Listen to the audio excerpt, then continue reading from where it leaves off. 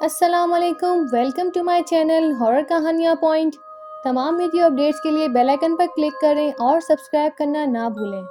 तो कहानी यूं शुरू होती है कि वो चारों दोस्त कांटी रोड पर वाक़े एक होटल में बैठे महफिल जमाए हुए थे और अपने यूनिवर्सिटी के दिनों को याद करके लुत्फ़अंदोज़ हो रहे थे। हमारे ग्रुप में सबसे डरपोक लड़की क्रिस्टी थी। तुम लोगों को याद है जब एक दिन हमने नकली वैम्पायर बनकर इसे डराया था? कैन ने इसे छेड़ा तो जोसेफ और कैरी के कहके बुलंद हो गए, जबकि क्रिस्टी इसे घूर कर रह गई। हम कैसे भूल सकते हैं, बेचारी की हालत पतली हो गई थी। मेरे ख्याल से सब लड़कियां ही ऐसी होती हैं। कैरी तो छिपकलियों कॉकरोच से भी डरती है। जोसेफ ने अपनी हंसी पर काबू पाते हुए कहा, हम नहीं डरती, समझे? वैसे जरा दूसरी सरगर्मियां भी देखो ना, हम लड़कियां हमेशा तुमसे आगे रही हैं। क्रिस्टी ने फखर से कहा तो कैरी ने इसकी बात सुनकर तायद में गर्दन हिलाई और बोली, और क्या, तुम दोनों बामुश्किल से पास होते थे और हमारी मदद लेते थे हमेशा। हाँ, ये तो है, मुझे तो हर सेमेस्टर में मेरी कैरी ही पास कराती थी। कैन ने एक आंख बंद करके क्रिस्टी की तरफ देखते हुए कहा। यह सुनकर जोसेफ ने कहका लगाया और बोला, मुझे तो कभी मेहनत की भी जरूरत नहीं पड़ी, क्योंकि कैश है तो ऐश है। जोसेफ, कैन, क्रिस्टी और कैरी ये सब डबलिन की एक यूनिवर्सिटी में पढ़ते थे। पूरी यूनिवर्सिटी में इनकी दोस्ती बहुत मशहूर थी। ये चारों दोस्त काफी एडवेंचर पसंद वाक़े हुए थे और अपने इसी शौक की बिना पर ये तकरीबन आधा यूरोप घूम चुके थे। इन सब में से जोसेफ अमीर था। इसका बाप कई फैक्ट्रियों और कंपनियों का मालिक था, पर यह चीज कभी इनके दोस्ती के आड़े न आई। इनकी दोस्ती कॉलेज से शुरू हुई, फिर यूनिवर्सिटी में भी इन चारों का ग्रुप रहा। कोई लड़की या कोई और लड़का इनके ग्रुप में ना आया। सबके लिए नो एंट्री रखी थी इन्होंने। वक्त का पहिया घूमता रहा और इन्हें पता भी ना चला कि कब इनकी दोस्ती प्यार में बदल गई। जोसेफ कैरी के आगे दिल हार बैठा, जबकि यूनिवर्सिटी के आखिरी दिनों में कैन ने क्रिस्टी को प्रपोज कर दिया। आखिरी सेमेस्टर का रिजल्ट आ गया, सब पास हो गए और जल्द ही शादी हो गई इनकी। आज 2 महीने बाद सब दोस्त एक साथ थे। इन्होंने प्लान बनाया कि हमें एक साथ किसी खूबसूरत मकाम पर अपना हनीमून मनाना चाहिए। हनीमून के लिए कौन सी जगह बेहतर रह सकती है? क्रिस्टी ने पूछा। कोई ऐसी जगह हो जो हमारे एडवेंचर के शौक को पूरा करे और हम वहाँ शिकार भी खेल सकें। कैन ने अपना ख्याल जाहिर किया तो कैरी बोली, आइडिया तो अच्छा है, ऐसी जगह मेरे जहन में तो नहीं आ रही। आप सबका क्या ख्याल है?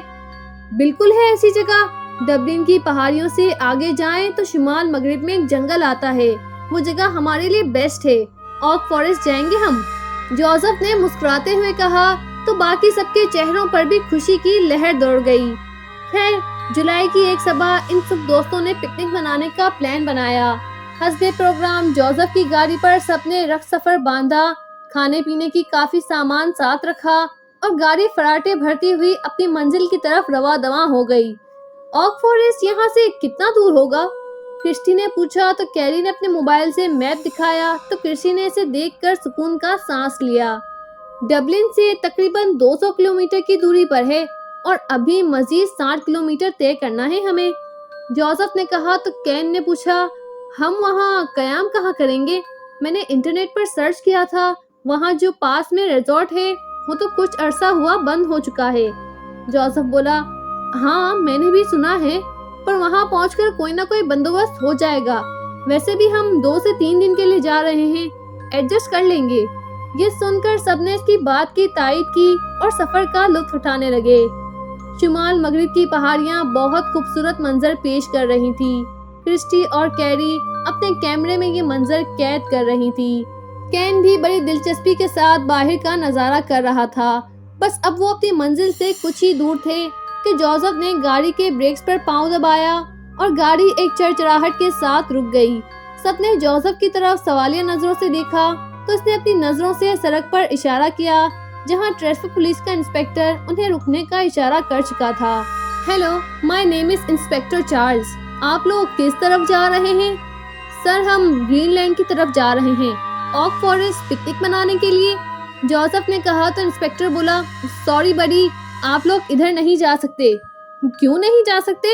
हमारे पास तमाम कागजात पूरे नहीं, या हम शराब पीकर ड्राइविंग कर रहे हैं जो आप हमें मना कर रहे हैं? कैन ने तंज के साथ कहा तो इंस्पेक्टर बोला, पिछले कुछ अरसे से ऑक फॉरेस्ट के पास झील किनारे काफी कत्ल हो चुके हैं, जिसकी वजह से हंगामी बिना पर ऑक फॉरेस्ट का रास्ता बंद कर दिया गया है। बराए मेहरबानी आप वापस चले जाएं।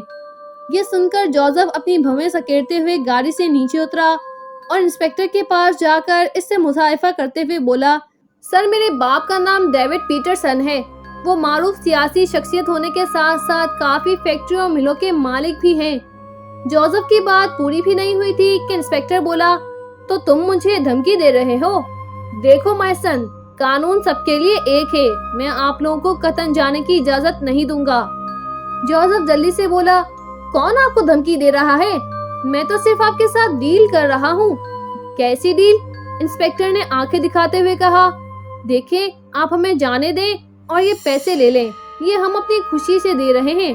प्लीज हमारा पिकनिक बनाने का मूड खराब ना करें। इसके साथ इसने खामोशी से $50 की कई नोटें इंस्पेक्टर की हथेली पर रखे तो उसकी आंखों में चमक पैदा हो गई और हाथ मिलाते हुए बोला, ठीक है जाओ, पर एहतियात बरतना। Have a safe journey. इन सब ने इंस्पेक्टर चार्ल्स का शुक्रिया अदा किया और कुछ देर बाद ग्रीनलैंड में दाखिल हो गए। कुछ ही देर बाद वो ऑक फॉरेस्ट में दाखिल हो गए। हर तरफ सरसब्ज रंग से लदा फदा ये जंगल और बहती हुई आबशारें बहुत खूबसूरत मंजर पेश कर रही थी।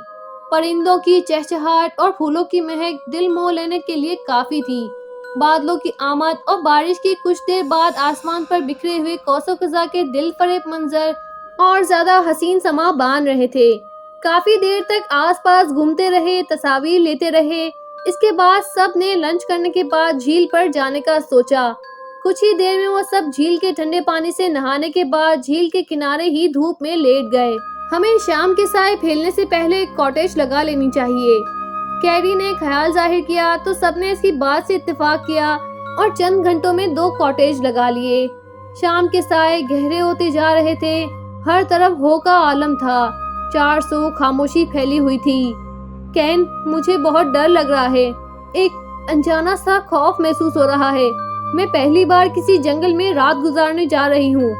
क्रिस्टी ने डरते हुए कहा तो कैन ने कहका लगा दिया और बोला, ओ कम ऑन यार, तुम भी कितनी डरपोक हो। ये जंगल दूसरे जंगलों जैसा नहीं है, बल्कि ये तो हुकूमत ने अवाम की तफरी के लिए बनाया है। यहाँ जंगली जानवरों में हमें सिर्फ खरगोश, चूहा, छिपकली देखने को मिल सकते हैं। अगर तुम इनसे भी डरती हो तो हम वापस चले जाते हैं। कैन ने कैरी के बालों में उंगलियां फेरते हुए कहा तो कैरी की हंसी निकल गई। तुम भी ना कभी नहीं सुधरोगे।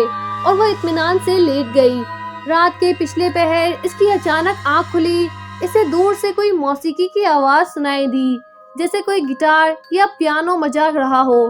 क्रिस्टी उठकर कॉटेज से बाहर आई तो उसे आवाज वाज़ेह सुनाई देने लगी, जैसे कोई मध्यम म्यूजिक बजा रहा हो। मौसीकी के सुर इसके दिल में उतरते चले गए और वो बेइख्तियार इस तरफ कदम उठाने लगी जिस तरफ से मौसीकी की आवाज आ रही थी। कुछ ही देर बाद इसके कदम इस झील के पास आकर रुक गए, जिसके किनारे वो आज नहाते रहे थे। मौसीकी की लहर उठी ही थी कि क्रिस्टी ने मुस्कुराते हुए झील में छलांग लगा दी। इस दौरान इसने तैरने की कोशिश नहीं की, ना ही खुद को बचाने की मज़ाहिमत की। कुछ ही देर बाद इसकी लाश झील के पानी के ऊपर तैरने लगी। कैन की सुबह आंख खुली तो उसे क्रिस्टी कहीं दिखाई ना दी। कुछ देर और इंतजार करने के बाद भी वो ना आई तो उसने जोसेफ और कैरी को जगाया। इन दोनों को क्रिस्टी के लापता होने का बताया तो कैरी बोली, आप फिक्र ना करें, वो यहीं आसपास ही होगी कहीं। जोसेफ बोला, हम देखते हैं। वो तीनों काफी देर तक इसे ढूंढते हुए काफी आगे निकल आए और इसे आवाजें देने लगे। काफी देर तक ढूंढने के सबब वो सब थक गए कि अचानक कैरी की चीख बुलंद हुई। जोसेफ और कैन ने जल्दी से कैरी की तरफ सवालिया नजरों से देखा तो उसने अपनी उंगली का इशारा करके झील की तरफ दिखाया। जोसेफ के मुंह से आह निकली। कैन से तो बोला भी नहीं जा रहा था। वो टुकटुकी बांधे सामने का खूनख्वार मंजर देखकर हलकान हो गया था। झील के किनारे क्रिस्टी की कटी फटी लाश पड़ी हुई थी और इसके नरखड़े से बहने वाला खून जमीन को सुर्ख कर चुका था, जैसे किसी खतरनाक दरिंदे ने इसे भंभोर डाला हो। कैन दीवाना वार क्रिस्टी की लाश की तरफ बढ़ा और इसे गले लगाकर रोने लग गया। मेरी क्रिस्टी, किसने कर दिया ये? काश मैं तुम्हारी बात मान लेता तो हम वापस चले जाते और आज ये सब ना होता। कैरी और जोसेफ की आंखें भी नम हो चुकी थी। इनकी इतनी अच्छी दोस्त इन्हें छोड़कर जा चुकी थी। बड़ी मुश्किल से उन्होंने कैन को संभाला और इसे तसल्लियां दी कि जो हुआ कुदरत का लिखा समझकर हमें कबूल कर लेना चाहिए। लेकिन कैन की हालत संभल रही थी। वो क्रिस्टी को बहुत चाहता था और उसके गम में अपनी हालत खराब कर रही थी। रात के 1 बजे कैन अचानक बिस्तर से उठा और झील किनारे जाकर खुदकुशी कर ली। सुबह इसकी लाश भी कैरी और जोसेफ के सामने थी। कैरी और जोसेफ का बुरा हाल था, खास तौर पर कैरी तो बहुत डर गई थी। हमें हमें यहाँ से निकल जाना चाहिए जोसेफ, ये जगह ठीक नहीं लग रही है। ये सुनकर जोसेफ बोला, हाँ हाँ, हम कल सुबह निकल जाएंगे। जोसेफ और क्रिस्टी की पुरस्कार मौत ने इन दोनों को हिलाकर रख दिया था। उन्हें समझ ही नहीं आ रहा था कि क्या करें और किससे मदद लें। हमें पुलिस से मदद लेनी चाहिए मेरे ख्याल है। जोसेफ ने अपना ख्याल जाहिर किया तो कैरी रोते हुए बोली, इंस्पेक्टर चार्ल्स ने कहा था कि झील किनारे पहले भी कत्ल के वाकयात हो चुके हैं। यहाँ जरूर कोई ना कोई ताकत है। हमें यहाँ नहीं आना चाहिए था। हो सकता है पुलिस हमें गैर कानूनी तौर पर यहाँ आने के जुर्म में गिरफ्तार कर ले। हम यहाँ से निकलकर पुलिस को इन्फॉर्म जरूर करेंगे। जोसेफ ने कहा तो कैरी ने ठीक है कहकर तायद में सर हिला दिया। रात के 11 बजे का वक्त था कि कैरी हड़बड़ाकर उठ बैठी और बोली, जोसेफ जोसेफ, मुझे मध्यम म्यूजिक की आवाज आ रही है, जैसे कोई अनदेखी ताकत मुझे बुला रही हो। कैरी, ये तुम्हारा वहम है। चलो सो जाओ, रिलैक्स रहो और पिछले वाकयात के बारे में कुछ ना सोचो। हम सुबह यहाँ से जरूर निकलने वाले हैं। जोसेफ ने कहा तो कैरी लेट गई और कुछ ही देर बाद नींद की आगोश में चली गई। तकरीबन 1 बजे का वक्त होगा। कैरी को फिर से वही मौसीकी और मध्यम गीत सुनाई देने लगा। इसका सर भारी होने लगा। इसने जोसेफ को उठाना चाहा पर इसके हाथों ने इसका साथ ना दिया। कुछ ही देर बाद मौसीकी की आवाजें वाज़ेह होने लगी और कैरी ने ना चाहते हुए भी कॉटेज से कदम बाहर निकाल दिए। अब इसका रुख झील की तरफ था। कुछ ही देर बाद इसे झील में छलांग लगाकर खुदकुशी कर ली। रात के पिछले पहर जोसेफ की आंख खुली तो कैरी बिस्तर से गायब थी। इसे तशवीश लाहक हुई और वो दीवानावार कैरी कैरी चिल्लाने लगा। कैरी का कोई पता नहीं चला तो इस पर एक अनजाना खौफ तारी हो गया। कहीं कहीं कहीं कैरी के साथ भी तो कोई हादसा नहीं हो गया। ये सोचते हुए से झुरझुरी आ गई और खुद ही अपने ख्याल की तरदीद कर दी। नहीं नहीं, ऐसा नहीं हो सकता। मैं इसे कुछ नहीं होने दूंगा। हम अभी यहाँ से निकल जाएंगे। वो काफी देर दीवानों की तरह कैरी को पुकारने लगा और कॉटेज से बाहर आकर इसे ढूंढने लगा। कुछ ही देर बाद इसे भी वही म्यूजिक सुनाई दिया और बेइख्तियार इसने मौसीकी की तरफ अपना रुख कर लिया। वो किसी ट्रांस की मानिंद चलता रहा। मौसीकी की लहरों ने इसके दिमाग को जकड़ लिया था। दूर झील के किनारे इसे मुख्तलिफ हेवले म्यूजिक की धुनों पर रक्स करते दिखाई दिए। इन हेवलों में से कैरी, कैन और क्रिस्टी भी दिखाई दिए। जोसेफ के चेहरे पर मुस्कुराहट आ गई और इसके कदम जानलेवा झील की तरफ बढ़ते चले गए।